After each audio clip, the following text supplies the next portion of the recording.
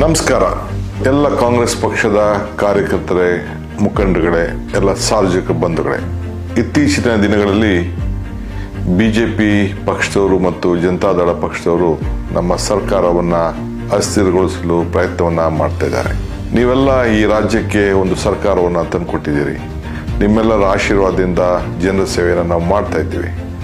ಸುಳ್ಳು ಆರೋಪವನ್ನು ಮಾಡಿ ಮುಖ್ಯಮಂತ್ರಿಗಳ ಮೇಲೆ ಮತ್ತು ಮುಖ್ಯಮಂತ್ರಿಗಳ ಕುಟುಂಬದ ಮೇಲೆ ಒಂದು ಸುಳ್ಳು ಆರೋಪವನ್ನು ಮಾಡಿ ಒಂದು ದೊಡ್ಡ ಷಡ್ಯಂತ್ರವನ್ನು ಪ್ರಯತ್ನವನ್ನು ಮಾಡ್ತಾ ಇದ್ದಾರೆ. ಇವತ್ತು ನಾವು ಎದ್ದೇಳಬೇಕಾಗಿದೆ, ಹೋರಾಟವನ್ನು ಮಾಡಬೇಕಾಗಿದೆ. ಈಗಾಗಲೇ ತಮಗೆ ಗೊತ್ತಿದೆ, ರಾಜ್ಯಪಾಲರಿಂದ ಶೋಕಾಸ್ ನೋಟಿಸನ್ನು ಕೂಡ ಕೊಡಿಸಿದ್ದಾರೆ. ಇದಕ್ಕೆಲ್ಲ ಉತ್ತರವನ್ನು ಕೊಡಬೇಕಾದಂಥ ಸಂದರ್ಭ ಬಂದಿದೆ. ಬಿಜೆಪಿಯವರು ಮತ್ತು ಜನತಾದಳ ಇಬ್ಬರೂ ಸೇರಿ ಬೆಂಗಳೂರಿಂದ ಮೈಸೂರವರೆಗೂ ಪಾದಯಾತ್ರೆಯನ್ನು ಹಮ್ಮಿಕೊಂಡಿದ್ದಾರೆ. ಇದರ ವಿರುದ್ಧವಾಗಿ ನಾವು ಅನೇಕ ಪ್ರಶ್ನೆಗಳನ್ನು ಅವರು ಕೇಳಬೇಕಾಗಿದೆ.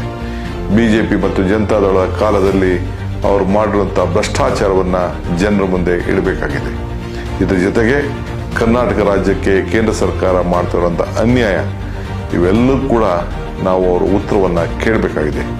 ಈ ಹಿನ್ನೆಲೆಯಲ್ಲಿ ಪ್ರತಿದಿನ ಮಧ್ಯಾಹ್ನ 11 ಗಂಟೆಗೆ ಒಂದು ಸಾರ್ವಜನಿಕ ಸಭೆಯನ್ನು ಬಿಡದಿ, ರಾಮನಗರ, ಚನ್ನಪಟ್ಟಣ, ಮದ್ದೂರು, ಮಂಡ್ಯ ಹಾಗೂ ಮೈಸೂರಿನಲ್ಲಿ ಬೃಹತ್ ಸಭೆಯನ್ನು ಹಮ್ಮಿಕೊಂಡಿದ್ದೇವೆ.